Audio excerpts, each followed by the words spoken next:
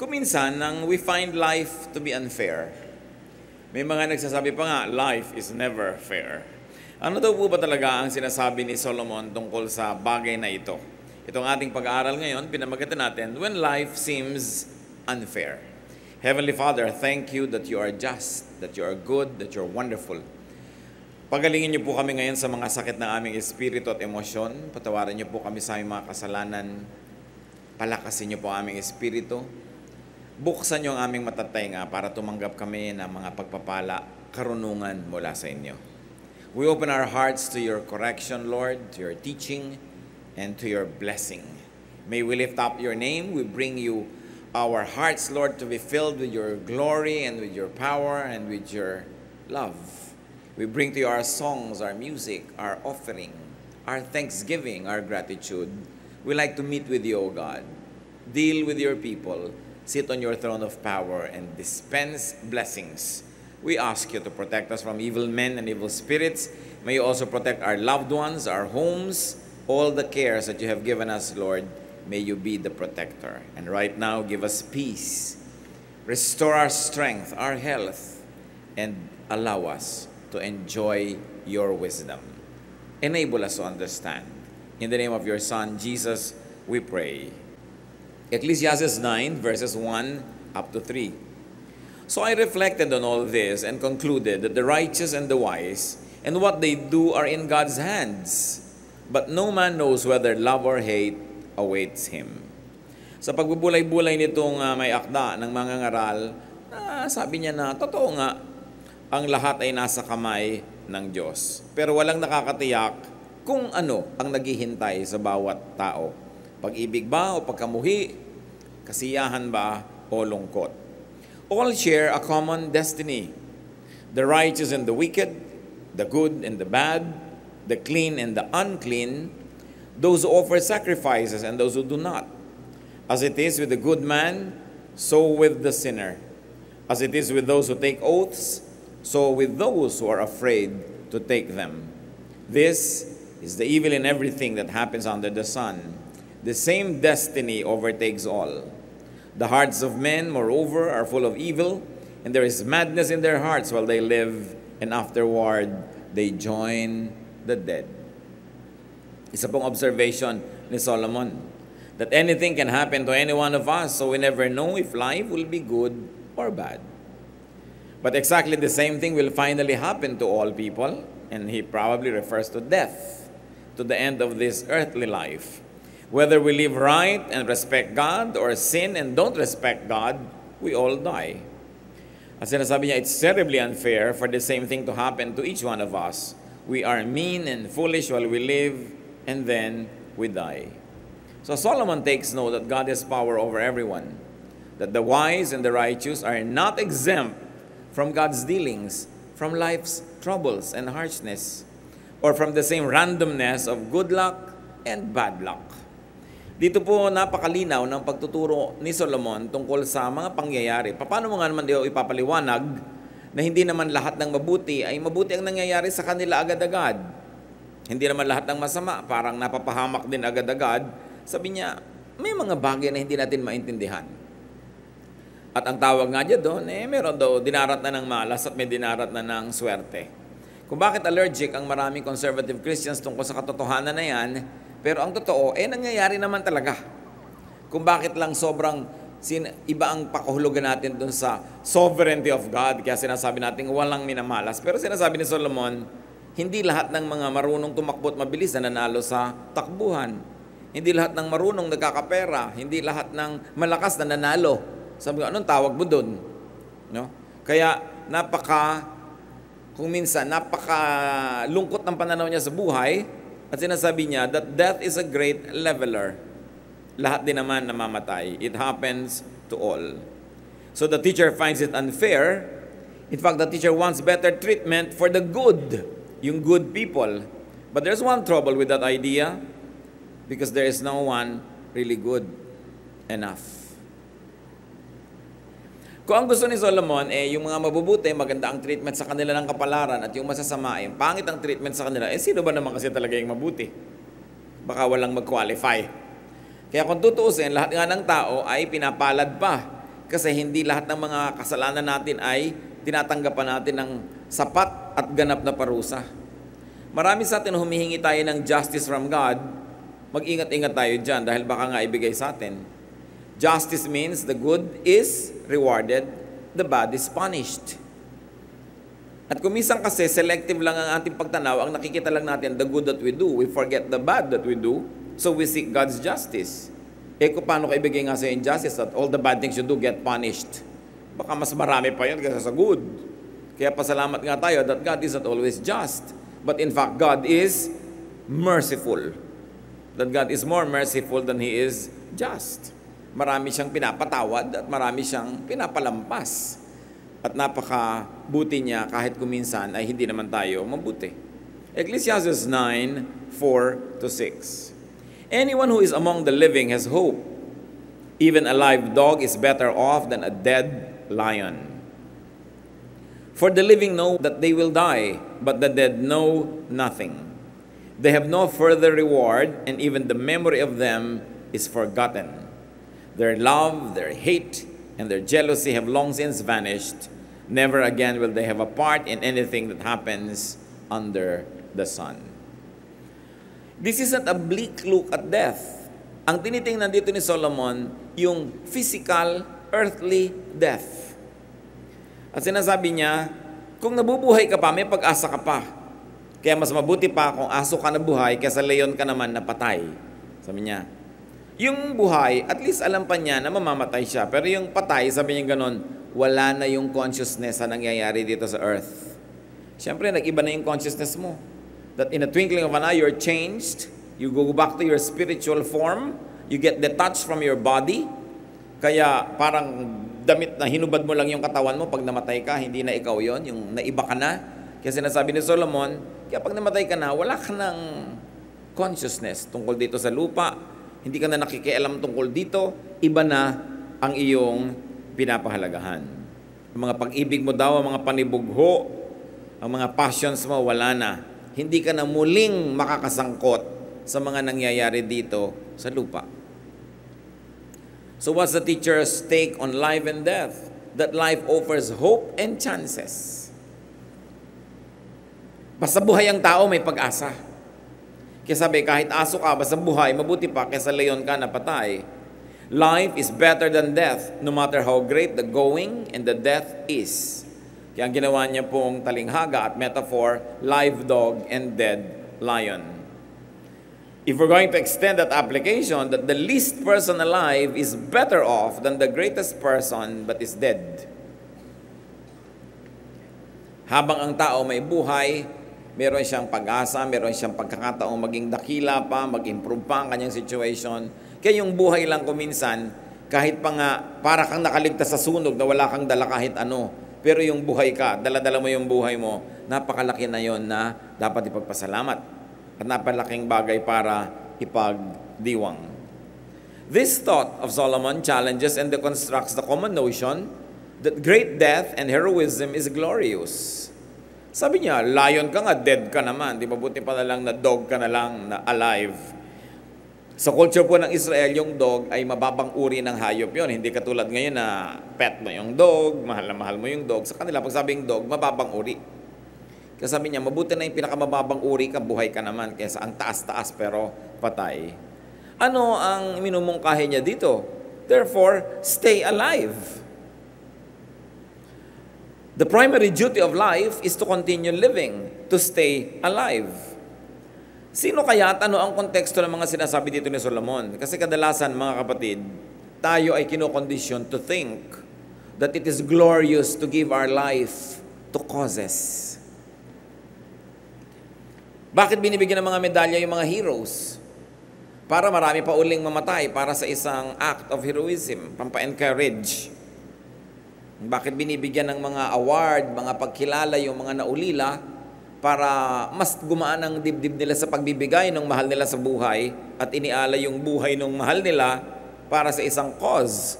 Anong cause yun? Maybe patriotic cause, maybe cause for the environment, maybe cause for an ideology, whatever it is.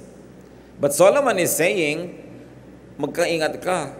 Huwag kang agad-agad nagbibigay ng buhay mo at masasakripisyo ka para sa isang bagay na magiging dead lion ka. Napakahalaga sa tao na siya ay buhay. Bakit po kakaiba ang pananaw na ito? Katulad pa ni Solomon, hari siya. Siyempre, mga hari, gusto niya yung mga army, buong pusong namamatay para sa king. No? Siyempre, ang gusto ng estado, ang mga tao, buong pusong nagbibigay ng buhay para sa bayan. Ganyan-ganyan. Pero kung tutusin, ano ba yung bayan? Kung minsan ang pagkakakilala mo, sino ba yung bayan? Yun lang palang mga mayayaman doon, sila lang pala yung bayan. Kasi sila lang yung gumagamit sa bayan, sila yung nag-e-enjoy ng bayan, sila yung masarap ang buhay sa bayan. Tapos ang dami-dami mga taong ine-encourage silang ibigay ang buhay para sa bayan. Pero yung definition pala ng bayan is only for the elite. It can happen. Kaya ang pabala dito sa atin ni Solomon, bago ka magpakabayani, tingnan mo muna. Kung ikaw'y batang-bata at napasali ka sa isang ism, isang ideology, isang fraternity pa nga minsan. Frat war. Ibibigay mo yung buhay mo para doon sa fraternity, para sa broad. Pagkatapos maaalala ka lang naman nila, wala pang 1 taon o 3 or 5 years. Tapos yung mga broad mong buhay, natuloy na buhay, nagkaroon ng asawa, anak, nagkaroon ng buhay na mahaba, ikaw matagal ka nang nakalibing, namatay ka para kay Brad. No? So, pinapaalala natin dito, kanino mo binibigay ang buhay mo? Kasi madalas po ang mga tao ay inuuto para ang buhay nila, ibigay nila sa kung ano-ano mga causes. Pinipili lang natin kung ano yon. Kung minsan yan hindi na pala uso yon at namatay ka para doon, tapos hindi na uso ngayon. Pero hindi ka na natuloy na nabuhay. Kung 17, 18 kang namatay, hindi mo na naranasang magkapamilya, magkaanak, magkaapo. May monumento ka nga, pero alam mo ba na may monumento ka? Patay ka na nga. No? Hindi natin binabaliwala, mga kapatid, yung nagbibigay ng buhay para sa mga very, very noble causes. At patuloy natin sinasariwa ang kanilang memory. But with due respect, kahit pa ikaw yon at tamang-tama yung cause na pinagbigyan mo ng buhay mo, ang totoo nun patay ka na rin. At hindi mo na rin alam yon. At kung minsan nagiging unfair ka, halimbawa sa nanay mo, sa magulang mo, ang aga-aga mong namatay, hindi ka malang nakapaglingkod sa kanila, hindi mo man lang sila namahal. O kaya naiwan mo agad ang asawa mo o mga anak mo dahil yung buhay mo ibinigay mo para sa kung anong cause. Hindi ko sinasabing huwag tayong magpakabayani, pero piliin ninyo kung alin ang mga karapat dapat na pag-alayan ng buhay. Because you live only once on this earth. Oras na lumampas yun, tapos na, wala ka ng second chance. So choose what to live and very especially choose what to die for. Because death can be so meaningless, sayang, especially when it's not for your loved one. Ang buhay ni Jesus, namatay para sa atin, kasi mahal naman niya tayo, so hindi yun sayang. Kasi para naman sa kaligtasan natin yun. So yung mga buhay din na nasa-sacrifice para sa buhay ng mga mahal niya sa buhay, lalong-lalo kung para sa kaligtasan ng ating kapwa, for the extension of God's kingdom and God's goodness, it's worth it. Pero konting-konti yung mga worth niyan. Meron pa nga mga babaeng mamamatay para sa nobyo. No? Pero 19 ka lang kasi kaya ginagawa mo. Pag 29 ka na, hindi mo nagagawin yan. Sabi mo, ay, bahala ka sa buhay mo. No? Siyempre, kailangan medyo bata ka para idealistic ka. Tapos namatay ka para sa nobyo mo, talagang binigay mo sa kanya ang lahat-lahat. O namatay ka na, tapos mag-aasawa na siya, magkakaanak, magkakaapo, ikaw, isang ala-ala. Siguro tumutugtog ang piano pag naaalala ka niya, pero wala ka na. Bagamat kung napunta ka sa Panginoon, may ibang buhay ka na doon, pero wala ka na rin dito. Hindi mo na nalasap ang dapat lasapin. So, be careful what you would like to die for. Not even for the king or not even for the state. It depends on the state. Anong klaseng state? Anong klaseng bayan? Anong klaseng pamahalaan ang pagbibigyan mo ng iyong buhay? Habang nagbibigay ka ng buhay mo, nagpapasasa pala yung iba sa dugo na isinasakripisyo mo. Kaya ang itinuturo ni Solomon dito, hindi sa huwag pahalagahan yung mga ganyang bagay, kundi ang buhay napakahalaga. Dapat hindi ka madaya, hindi ka malugi, at hindi ka madaan sa propaganda o pambobola ng mga makapangyarihan na gusto ka lang gamitin para sa kanilang kapakanan. In other words, don't be a needless hero. Don't die a meaningless death. So what's the teacher's take on death? That death ends earthly consciousness, earthly feelings and involvement and participation. Pag ang tao namatay na, putol na ang relasyon niya sa mga bagay na makalupa. Kaya maniniwala ka ba naman na may taong namatay, babalik pa para ituro kung nasaan yung naiwan niyang kwentas? Halimbawa, nagpunta ka sa hell, papayagan pa bang umalis doon para ituro mo lang kung nasaan yung kwentas? O kung nado ka na sa piling ng Diyos, nasa heaven ka, aalis ka pa ba doon para lang ituro mo yung kwintas? So, hindi ganon. Hindi tayo na-involve sa ganong mga maliliit at mabababaw na bagay. What are the other implications? That death releases people from earthly cares. Not that you don't care, but you are released from earthly and heavy burdens of caring. Death disconnects people from earthly concerns. Anong application yan, mga kapatid? Live while alive. Mahilig ka palang kumain ng siniguelas, kumain ka na ng kumain ngayon kasi pagka sumakabilang buhay ka, wala na yun. Gusto mo palang mahalin yung nanay mo, yung mahal mo sa buhay, mahalin mo na kasi pag sumakabilang buhay ka, o siya, hindi mo na siya mamamahal. Gusto mong paglingkuran ng mahal mo sa buhay, maglingkod ka na ngayong may sakit. Kasi pagka siya sumakabilang buhay na, kahit lagyan mo ng bulaklak yung puntod niya araw-araw, hindi na niya concern yun. Kaya habang kaya niyang tanggapin yung pagmamahal mo, ibigay mo na. At habang kaya mo magmahal, magmahal ka na. Para kung sakasakali na ikaw ang sumakabilang buhay o siya, wala kang pagsisisi. Kasi sasandali ang buhay. At hindi naman nagpapaalam yung mga namamatay. Bihira yon. Diba? Minsan biglang-bigla ka. Akala mo magtatagal pa. Gagawan mo pa sana ng paraan. Ipagpaparty mo pa sana yung nanay mo. Pero umurong na ng umurong dahil ngayong taon tinamad ka o next year, umurong na, namatay na bigla. Hindi mo na maipag-party. Kaya sabi nga, kung may mamahalin tayo, may gagawin, gawin na. Dahil pag naputol na ang buhay dito, may ibang buhay na pagkakaabalahan yung tao, yung espiritu niya. Kaya dito na tayo magmahalan. But the nice thing about it, brothers and sisters, is that death releases people from earthly troubles. Napapawalan tayo, lalo't hirap na hirap ang katawan at may sakit. Lalo't alam mo ang espiritu ay babalik na sa Diyos. Ayaw mo man, pero niluluwagan mo ang loob mo, pinapayagan mo na. At nang sa ganon ay makalaya na rin sa mga hirap. Ano nga ba naman ang saysay na nabubuhay kang puro hirap yung katawan mo? Hirap na hirap na hirap. Naghihintay naman ang Panginoon sa kabilang buhay para bigyan tayo ng ginhawa. Kaya, meron na namang isang application yan. Habang kaya ng katawan mo na mag-enjoy ka. Sa paraang hindi ka nagkakasala, nagkakamali o gumagawa ng mali sa kapwa at sa Diyos, pero enjoyin mo na. Kasi kung minsan, nagkakasakit ka, hindi mo na kaya. Kung minsan, hindi mo na kayang kumain. Namamaga ang lalamunan mo, hindi ka na maka-enjoy. So habang hindi ka na mamaga, dapat pinapahalagahan mo yon at ginagawa mo yung dapat mong gawin. Habang nakakalakad ka pa, mamasyal ka ng mamasyal. Kasi kung minsan, ang tao, ayaw man yan, napaparalyzed. Mabuti ng mabuti kung may wheelchair ka at may mga magbubuhat sa'yo. Pero kung wala, kaya ang mabuti, habang kaya ng tao, hindi niya ipinaghihintay ng matagal yung kanyang paglasap ng ligaya na Diyos din ang gustong magbigay sa kanya. Nagsisave ka, yes. But don't save too much na tuloy hindi ka na nag-enjoy today, hindi ka na nag-enjoy next week, hindi ka na nag-enjoy next month. Kasi ang pinagsasavean mo, retirement 20 years from now. Pwedeng dumating yun, kung hindi, kung ika 19th year, sumakabilang buhay ka, di wala ka lang na-enjoy doon. So ano po ang buhay na magandang i-apply natin dyan? Kasi si Solomon, very practical yung wisdom niya.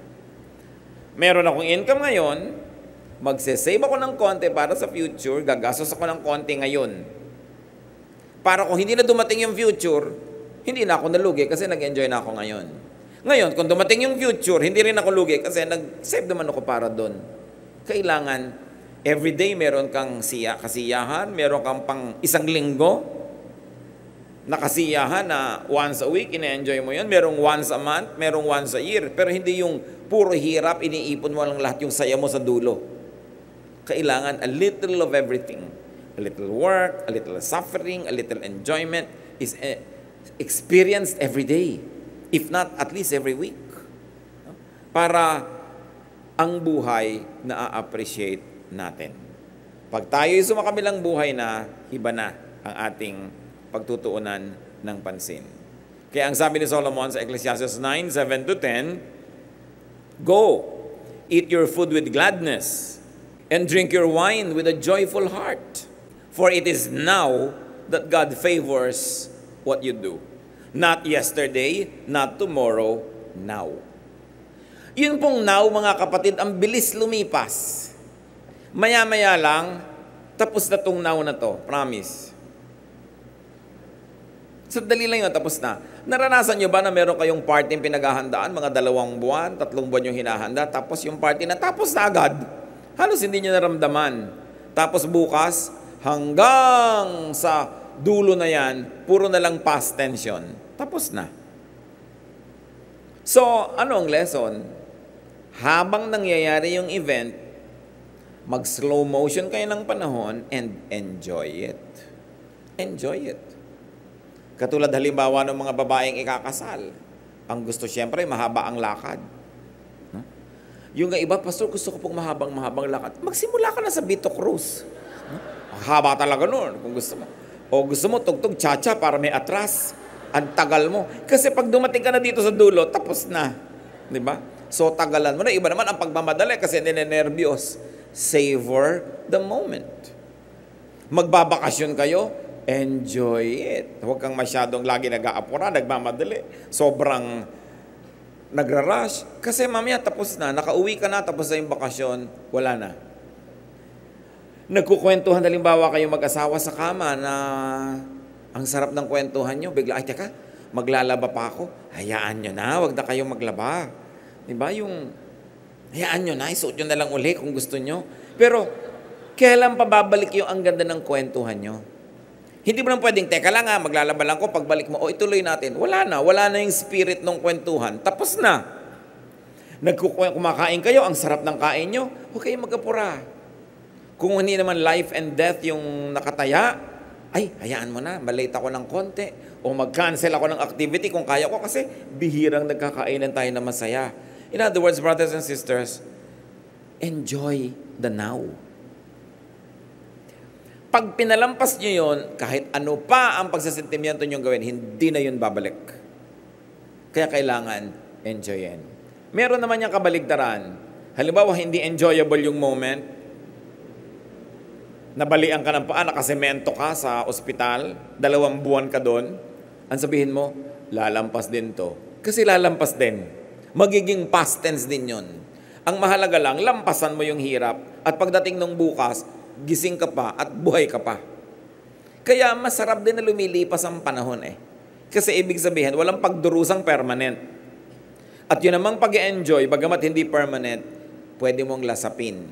Pag kumakain kayo mga kapatid, huwag isang kagat, lulon.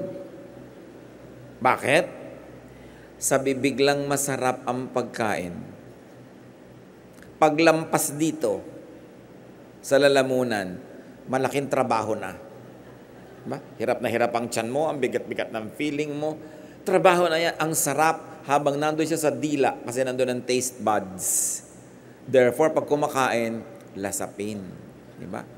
Huwag yung lulon lang ng lulon, nagmamadali. Biruin nyo, magmamadali kayo. Dahil sa breakfast, wala na kayong oras. Ano ba naman gumising kayo ng 30 minutes earlier than usual?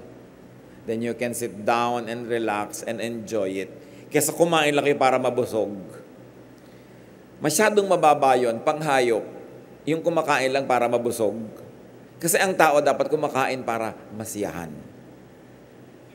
Kaya ang tao kung ano-ano na invento, niluluto yung pagkain, inilalaga, ipiniprito, pinapalamig, may pinapalutong, may pinapainit, para masarap. Why? Because God likes you to enjoy. Bakit alam nyo na gusto kayong mag-enjoy ng Diyos? Nilagyan kayong taste buds. Pwede namang wala eh. Lulunin mo na lang at nang buhay ka.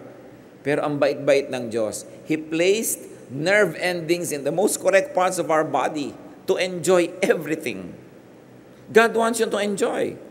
Kung minsan ang pagtingin natin sa religion, para ang gusto lang ng Diyos, penitensya, luha, pagdurusa, hindi yun totoo. Hinihingi lang yon kung yun ang kailangan para ma-purify ang ating spirit. Pero kung hindi, God wants you to have fun. God wants you to enjoy. So ulitin natin ang sabi ni Solomon, go, eat your food with gladness. With gladness, huwag niyong pinipintasan ang pagkain pagkaharap niyo. Bigyan yan ng Diyos Hindi, ang tabang, ang alat. Di ba? Kung may kaharap ka bang tao na hindi mo gusto itsura, sasabihin mo, hindi mo pinipintasan dahil kaharap mo, yung pagkain. Kaharap mo yan. Bigay yan ng Diyos. So, dapat may etiquette ang pagkain. So, eat your food with gladness and drink your wine with a joyful heart. For it is now that God favors what you do. Always be clothed in white. Baka naman bukas sa kaputi kayo lahat. Kasi white, sa Israel ang init-init kasi desert. So, yung white, yung linen na white, ang sarap sa katawan. So, ang ibig sabihin lang niya, kung ano yung masarap sa katawan mo, yun ang isuot mo. Hindi yung ang girdle mo talaga, hindi ka na makahinga para ka lang magkabewang. Ano mo ba yung bewang? Di ba? Baka hawakan lang yan ng mga dumadaan. Ngayon, kailangan komportable ka. Yung nakasapatos ka, galit na galit yung muscle mong ganyan nangangunyapit ka na dahil natutumba-tumba ka na. Bakit mo papahirapan ang sarili mo? Sabi ko noon, always be clothed in white. Meaning, be comfortable. And always anoint your head with oil. Ngayon, sa atin, mahirap yan nag-anoint ng oil. Mainit sa atin malagkit. So, iba yon. Ibig sabihin siguro, magbimpo ka ng mukha, mag-refresh ka. Ang gusto lang dito ni Solomon, gumana yung pakiramdam. Kailangan masarap ang pakiramdam mo. At sabi niya sa verse 9, enjoy life with your wife, whom you love, all the days of this meaningless life that God has given you under the sun. Remember, enjoy life with your wife, hindi wife ng iba. Your wife. Sabi niya ganon, for this is your lot in life and in your toilsome labor under the sun. Whatever your hand finds to do, do it with all your might. For in the grave where you are going, there is neither working, nor planning, nor knowledge, nor wisdom. Sabi niya, ano man ang ginagawa mo, enjoyan mo. Hindi yung kakainis, laba ko ng laba. Yung, gagawin mo rin. Hindi ka pa nag-enjoy. Kung yung mga bula, hinihipan-hipan, nag-e-enjoy ka. Lalo't hindi ka enjoy, turuan mo ang sarili mo kung wala ka namang choice. Dapat mo rin namang gawin, di ba? Ba't ka magre-reklamo? Hanapan mo ng saya para aalis ka doon enriched by the experience and you enjoyed it. Kasi ang buhay nga, kahit naglalaba ka, namamalansya, nakalambiting ka sa bus, hindi na rin babalik yung moment na yun Total, nakalambiting ka na, magbaras-baras ka na. Baka ma-develop pa yung mga bicep mo. So, kesa nagre-reklamo ka sa buhay. Marami tayo hindi pwedeng baguhin, mga kapatid. Pero pwede niyong baguhin ang attitude. Pag binago mo yung attitude mo, what used to be torture can now become enjoyable. And it can become an enjoyment. Kaya sabi niya, dress up, comb your hair, look your best. Life is short. So better enjoy it. At itong dapat mong gawin. Pag may ginagawa ka, do your best. Ang trabaho ba, alam niyo mga kapatid, is an act of worship. Work is an act of worship. Akala niyo yung worship, yung hallelujah, hallelujah lang, yung mga pa taas-taas ng kamay, pakanta-kanta. Well, that is worship. But when you work, you also worship. Because God is the author of work. So pag may tumingin sa trabaho mo, ang ganda naman ang trabaho, nawa-worship ang Diyos kasi Diyos ang Diyos ng kagandahan. Hindi, sino bang gumawa nito? May tiniklop kang damit, parang tinapakan. Sino nagtiklop nito? Hindi mo na papurihan ng Diyos noon. Sino nagluto nito? Walang kakwenta-kwenta. Ngayon, kung mag-uulam ka lang, tuyo at kamatis, tas nakatambak lang doon, wala namang kalatoy-latoy. Kung may formation siya ng konti, yung kamatis mo, hiwa-hiwang parang bulaklak, sumasaya ang kainan ninyo. You enjoy the moment. Kung hindi kayo nag-enjoy sa buhay, mga kapatid, kasalanan nyo yan. Kasi tayo ang umiimbento kung mapapaganda natin o hindi ang isang bagay. So because people die, according to the teacher, you should be happy. You should enjoy life's elements. You should look good. Enjoy with your partner.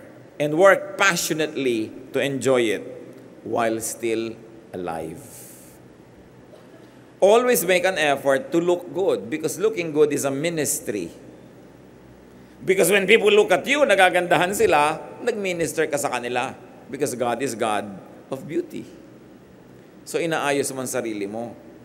Kung pwede mong i-coordinate naman yung kulay mo para magandang tingnan. Hindi naman yung checkered yung pang-itaas, bulaklakan yung shorts mo, tapos stripe yung shoes mo. Para ka nang naglalakad na gubat. Minsan nalalaki ng mga checkered ng damit mo, napagkakamalang ka naglalakad na bintana. Yung ibabagay mo naman sa sarili mo para gumaganda ka lalo. It's a ministry. Ang daming ugliness sa buhay. It's a treat to people when they look at you and they like what they see. Lalong-lalo sa inyong asawa. Diba? Yung mga iba naman dyan, kung kailan nasa labas, tsaka kay ganda-ganda. Kung kailan kaharap ng asawa, nando lahat ng putik sa mukha, mga baterya sa ulo, lahat ng mga nakakabit sa katawan. Ang kasama yung asawa. Kanino ba kayo magpapaganda? Siyempre, sa asawa nyo, hindi dun sa mga tao sa labas. So yun ang number one audience nyo, yung partner nyo sa buhay. Hindi yung pagkakaharap nyo siya, wala kayo, nasa baso lahat ang ngipin nyo. Diba? Tapos pagkakaharap ang iba, parang perlas yung mga ngipin ninyong ganyan. You choose your audience and you minister to those that love you the most. It is important to give them our best manners.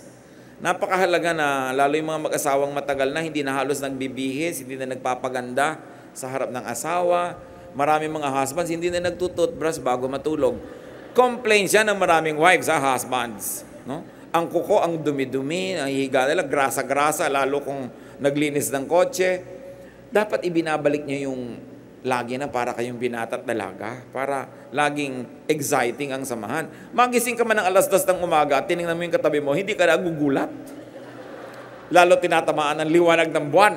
Kailangan inspirasyon. This is life.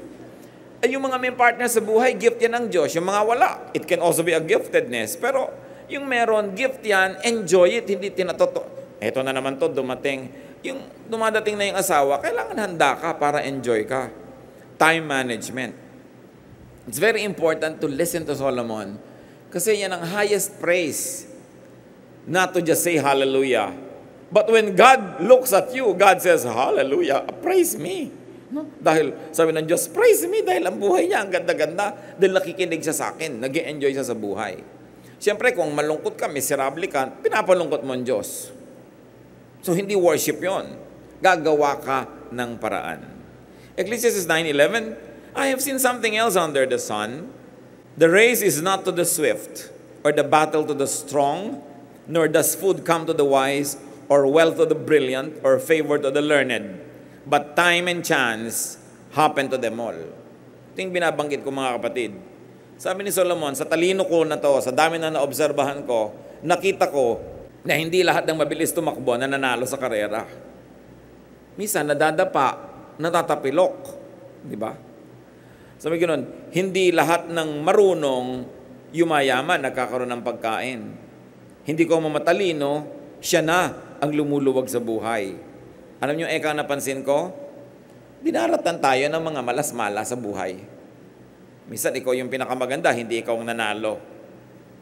Minsan, ikaw naman yung pinakamatalino, hindi pa rin ikaw yung panalo. Sabi niya, the fastest runners and the greatest heroes don't always win races and battles. Wisdom, intelligence, and skill don't always make you healthy, rich, or popular. We each have our share of bad luck. So, anong logic nun? That logic doesn't work all the time. Kung nagtatanong ka, bakit ganon, bakit ganon? Sabi ni Solomon, ganon talaga. Hindi laging yung inaasahan mo ang mangyayari. Maraming dapat ang hindi nangyayari.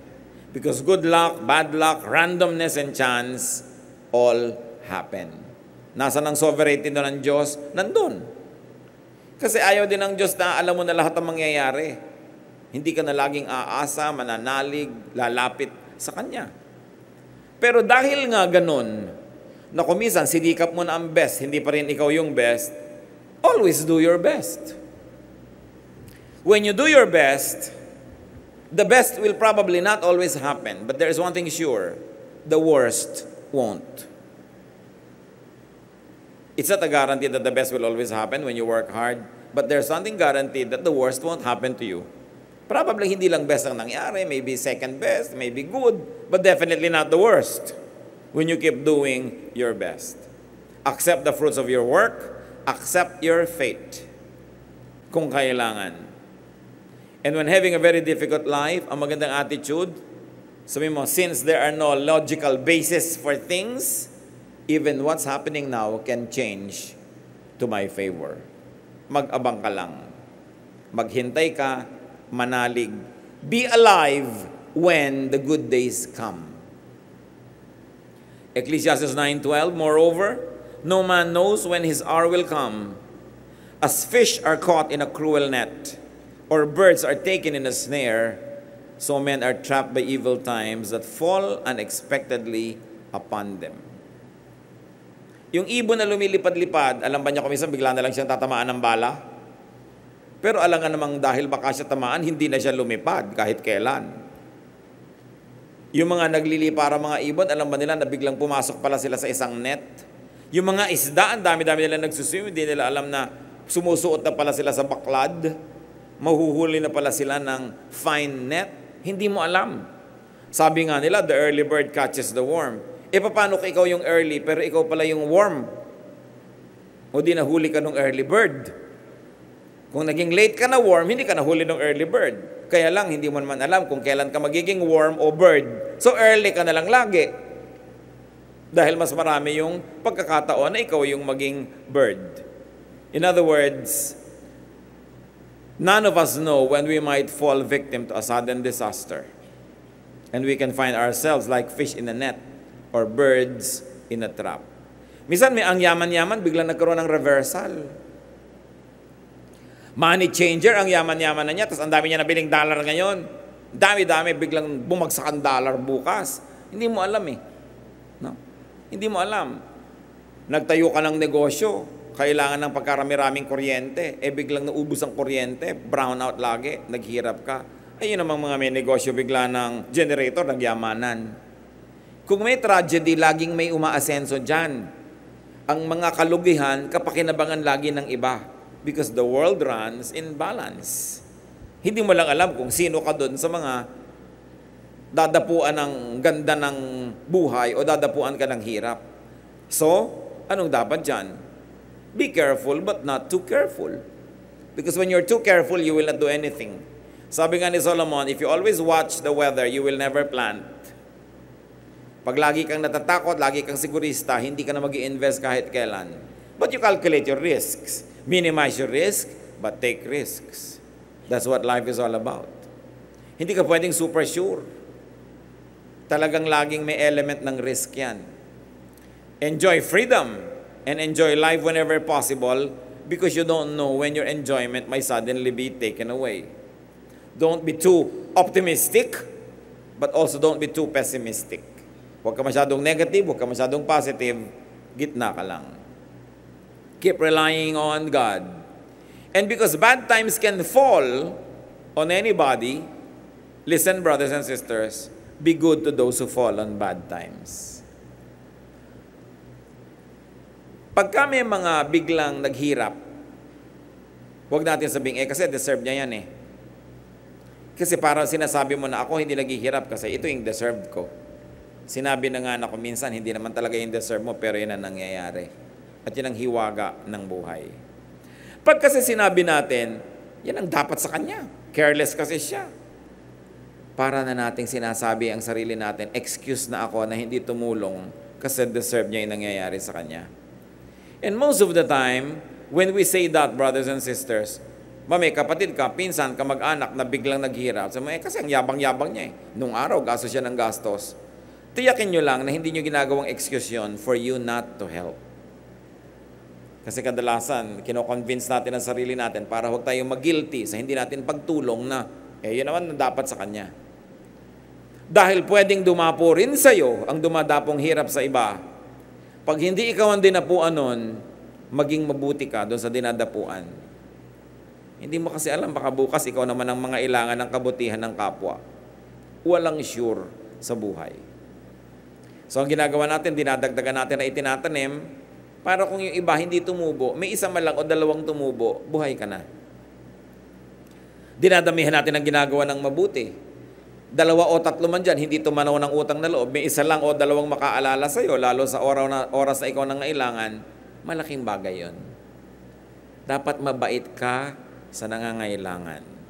Mabait ka sa nagigipit, sa napapahiya, sa nai-embarrass, sa nakukorner, people who are caught in the act, red-handed, no?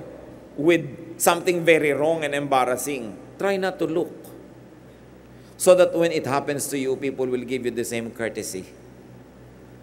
Always give the charity that you might want to receive in case you become the needy one. Don't burn the bridge over which you too must pass. Don't deny others the same kindness that you might need yourself. And remember, always be thankful that you are on the giving end and not on the receiving end. Kung minsan ang hirap niyan ikaw lang ang may kaya sa inyong magkakaibigan, lagi na lang ikaw ang taya. Pero di ba pasalamat ka, kaya ka nga taya, may itinataya ka. Minsan sa inyong magkakamag-anak, lagi na lang ikaw yung meron kasi ang hirap-hirap nila. Tuwing kakain na lang, ikaw magbabayad. Tuwing may family reunion, ikaw magdadala ng ulam. Pero di ba buti nga, ikaw yung nagdadala kasi may dinadala ka. Kesa ikaw yung aasa-asang, ano kaya ang dali ng iba? Tapos, insecure ka. Huwag kayo kahit kailan magre-reklamo that you are givers. You become givers only because you have already become recipients from God's grace. Kaya ka lang naman may ibibigay dahil may tinanggap ka na, nauna na mula sa Diyos, na-advance na. Kaya dapat magpasalamat. At huwag mo kahit kailan sasabihin, deserve ko kasi to. Kaya akin lang to. Ang tunay nating deserve punishment dahil lahat naman tayo makasalanan. So kung may na-enjoy kang maganda, grasya lang yan ng Diyos, share it with other people. Huwag mong isama ng loob na kumisan, sana ang nasave natin, darling, 100,000 na. Pero dahil yung nanay mo, hingi ng hingi, tuloy 50 na lang. No?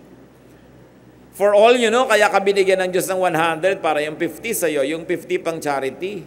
Na pag hindi mo pala ibinigay, lahat yung 100 babawiin ng Diyos.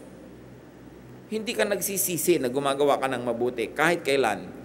Hindi ka man bayaran ng tao, hindi ka man suklian, may Diyos na buhay. Na hindi ka man din bayaran at palitan ng Diyos yung binigay sa'yo, inauna na nga niyang binigay, kaya kami naibigay sa iba eh. Ba't ka pa nagrereklamo? Kaya yung buhay, sarap na unawain. At kung ang mga tao magiging makadiyos, lahat magiging mabait. Walang magiging mayabang at makasarili. Verses 13 to 16. I also saw under the sun this example of wisdom that greatly impressed me. There was once a small city with only a few people in it, and a powerful king came against it, surrounded it, and built huge siege works against it. Now there lived in that city a man poor but wise, and he saved the city by his wisdom. But nobody remembered that poor man. So I said, wisdom is better than strength, but the poor man's wisdom is despised, and his words are no longer heeded. Mixed reaction ito. Sabi niya, alam niyo, meron akong alam na kwento at hindi na natin alam yung detail na yon. Hindi natin alam kung ano yung naganap. Pero sabi niya, minsan merong isang syudad na nanganib na masakop ng ibang mga army, pero merong isang magaling, matalinong tao, bagamat mahirap, na dahil sa kanyang ideya or leadership, nailigtas yung city. Pero alam niya, sabi, hindi naman matagal na naalala yung tao kasi mahirap. Anong lesson niya dyan na sinasabi? Wisdom is better than strength. May strong enemies outside pero may wise man inside the city did not fall. So sabi niya, wisdom is better than strength. Apply niyo sa buhay niyo yan. Wisdom is better than strength. Kung minsan, pipili ka, sino kaya ang gusto kong kasama? Yung malakas o yung matalino? Alam niyo, iba yung lakas ng katalinuhan. Sabi niya, wisdom is better than strength. But it's not wrong to be strong, especially if you could also be wise. Pero ito yung lesson. Sabi niya, pag mahirap ka, walang pumapansin sa'yo kahit magaling ka. Siyempre, naiba na ng konti ngayon yan kasi na-democratize na rin yung galing May mga mahihirap na nakakakuha ng scholarship, nakakaahon sa hirap. Yun ang galing ng pagbabago ng mga kabihasnan. Hindi katulad nung araw, permanent yung monarchy, permanent yung aristocracy. Sila lang talaga. Kahit ka pa matalino, mahirap ka, hindi ka asenso. Pero ngayon, salamat, marami nang naiba. Na-democratize even the distribution of wealth, although there's still a lot of unfairness. Pero ang talagang lesson na pwede nating kapulutan dyan, Kung gusto mo na mapansin ka at hindi ka tinitisod-tisod at kinakawa-kawawa, make something of yourself. Rise from poverty. Be a meaningful person. Be wise. And then you will have more meaning as far as the other people are concerned. Talaga naman, di ba? Pag mayaman yun, nag-joke, kahit corny, maraming tumatawa. Kasi mayaman yun Marami talagang pumapansin sa may kaya. So kung ikaw maramdamin, ayaw mong lagi kang naaapi dahil mahirap ka, pues payamanin mo ang sarili mo na magkaroon ka ng kahulugan. Gumawa ka ng paraan, huwag ka lang reklamo ng reklamo. Magsikap ka. Kasi ngayon naman, posibilidad na, nakatotohanan na ang tao nakakahulagpos, nakakalaya sa kahirapan. Hindi lahat. Pero ngayon possible na. Nung araw ni Solomon, hindi pwede yun. Pag ipinanganak ka nun, alipin ka. Hindi na iiba yun. No? Pero ngayon, possible. At napakarami nating mga kilala, magamat hindi ko minsan personal, pero alam natin dahil naging mga sikat sila, galing sa hirap. Pero yumaman. Pero titiyakin nyo naman, ang pagyaman nila, malinis ang paraan. Hindi ko mo yumaman lang at galing sa hirap, accomplishment na yon. Kailangan malinis ang iyong pamamaraan. Mahirap talaga sigurong maging mahirap. Kaya dapat sikapin mong umalis dyan. Ang kahirapan, mga kapatid, kailangang tanggapin mo, entertainin mo, mahalin mo para magtagal sa iyong piling. Ang mga taong nakalaya sa kahirapan, hindi nila tinanggap. Inayawan nila yung ganung buhay, gumawa sila ng paraan na makatakas, makalayo sa hirap. Kaya nakakalayo sila. Pero yung mga taong ay talagang ganyan, wala tayong magagawa, ay wala talagang mangyayari sa buhay nila pag gano'n ang attitude. Yang kahirapan, pag hindi mo tinanggap, lalayasan ka rin yan. Pero kailangan gumawa ka ng paraan, nalayasan mo rin siya. Halimbawa, nakatira ka sa estero, nakatira ka sa mga miserableng lugar, at sinabi mong, ayoko na nandito pa ako 5 years from now. Ang laki ng pagkakataong mawawala ka doon. Kasi gagawa ka ng paraan Pero pag sinabi mong, ganyan lang talaga buhay, wala tayong magagawa dyan. Di ba? Sigurado nga abuti ka ng kopong-kopong doon sa lugar na yon. Kasi, tinatanggap mo. Inaapi ka ng tao, tinatanggap mong inaapi-api ka lang, aapihin ka talaga. Pero pag hindi mo tinanggap yon, resent it, I don't accept it, I don't accept that kind of behavior, then you teach yourself, you improve yourself so people will respect you. In no time at all, people will recognize you. So malaki ang ating participation kung nasa ang istasyon tayo ng buhay. Kailangan ayawin mo na naghihirap ka sa buhay. Hate poverty so that you will do something to solve it. Kaya nga mga kapatid, isang malaking godliness to solve poverty. Because there are many people with lots of talents, with lots of potential, wala nangyayari kasi sobrang hirap. At nakakalungkot yung mga taong nabuhay na sa hirap, ipinanganak sa hirap, mamamatay sa hirap. Hindi nila na-realize yung mga potentials, yung mga talents na inilagay sa kanila kasi lagi na lang silang busy surviving. Anong magagawa natin? Lalo kung kayo naman yung hindi mahirap. Do something to help those who are very, very poor. Kung kayo yung mga may-ari ng mga pagawaan, mga pabrika, mga opisina, increase naman. Basta kaya ng kumpanya nyo, yung mga benefits, mga sweldo, send people to school, help people get out of poverty. Ang sarap-sarap tulungan ng mga Pilipino. Kasi pag tinutulungan mo Pilipino, ang dami-daming nakikinabang. Minsan merong nagtanong, halimbawa, meron akong ganitong pera, kanino ko ibibigay? Sa Hapon, sa Canadian, bawa sa British o sa Pinoy. Sige, bigay mo sa Pinoy. Theoretical yung usapan na yon. Bakit? Kasi pag binigay mo yan sa Hapon, malamang kanya lang yun. Binigay mo sa British, kanya lang yun. Pag binigay mo sa Pilipino, buong barangay niya may balato. No? Masarap bigyan yung Pilipino, sigurado bibigyan yung nanay niya, yung kapatid niya. Maraming magkakaroon. Kaya masarap na, halimbawa kayo, may empleyado kayo, Pilipino, bigyan nyo na increase yan, hindi naman sasalohin yan maraming makikinabang. Kaya dapat tayo nagbibigay. And sabi nila, there are only one-fourth of the people of our country are extremely poor. No? Yung talagang poor. The other one-fourth poor, pero hindi naman extreme. Then the other one-fourth, kaya naman nila yung sarili nila. Diba? At kaya nilang tumulong ng konti. And then the other higher one-fourth, kayang-kaya nilang tumulong. So, yung mataas na 1/4 at yung pangalawang 1/4, tumulong lang doon sa bottom 1/4, masasolve ang poverty problem. Halimbawa, magpaaral ka lang ng isang tao, isang bata, siyempre pag natutuyo, nagkatrabaho, umasenso, tutulungan yung magulang niya, yung mga kapatid niya, pag-aaralin din niya. So, ang dami mo natulungan, isang buong pamilya. So, by sending one person to school, you're actually helping solve poverty. No? Dahil sa atin naman, kayamanan natin yung edukasyon, mahilig tayong mamasukan, total, magkakatrabaho ka, so nakakasolve. Yun ang dapat nating pinag-iisip pag binabasa natin itong scripture. Ano ngayon ang kinalaman nito sa aking buhay? Ano kinalaman sa aming lipunan, sa aming bayan? And what's the relationship between wisdom and strength and poverty? According to Solomon, wisdom is better than strength. Intellectual power is better than physical power. So, dinedevelop dapat yan. But poverty negates wisdom. Bihira ang nakikinig sa opinion mo pag sobrang kang hirap. So, paasensuhin mo ang sarili mo kung gusto mong napapakinggan ka. The poor, though wise, can be ignored or forgotten.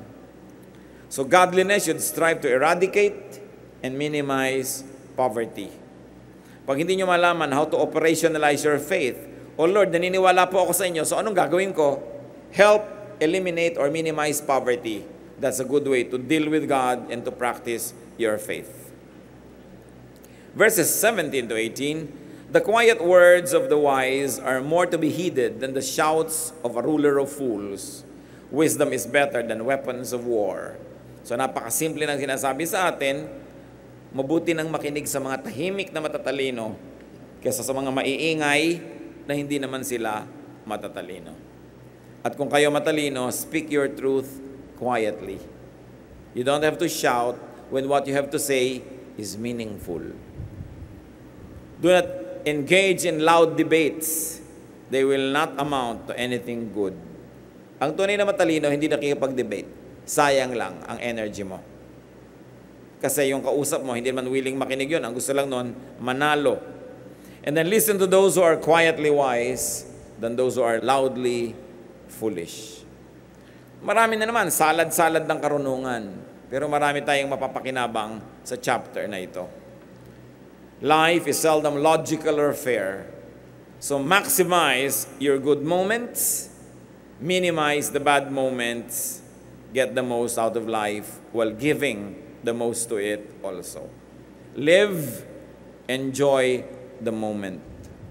And it's not only you who should enjoy, allow, assist, make people around you enjoy as well. It's a ministry to make someone enjoy.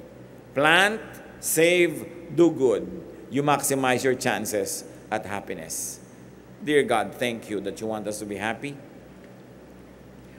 Thank you that every moment can be beautified. Even if it's already ugly, it can be less ugly with a good attitude. Pakita mo sa amin ang participation namin, Lord, kung ba't kuminsan parang madilim, malungkot, mahirap ang buhay. Ipakilala mo at ipalinaw sa amin, Panginoon, kung alin doon ang sa amin ang gagaling at alin yung sa labas at dapat na lang naming tanggapin, palampasin at umasa kami sa mga darating pang mas mainam na bukas. Pero ang mahalaga, Lord, makita namin what we are responsible for. What darknesses, what heavy burdens, what sadnesses in life are caused by our attitude. Turuan niyo po kami at nang sa ganon, ang buhay na ibinapahiram niyo maging masagana, masaya, at habang tinatanggap din namin ang mga hirap at lungkot, mapakonti namin ito with a very godly and a very wise attitude. Pagbulay-bulayan natin sumandali sa katahimikan ang mga practical implications of the teachings of Solomon.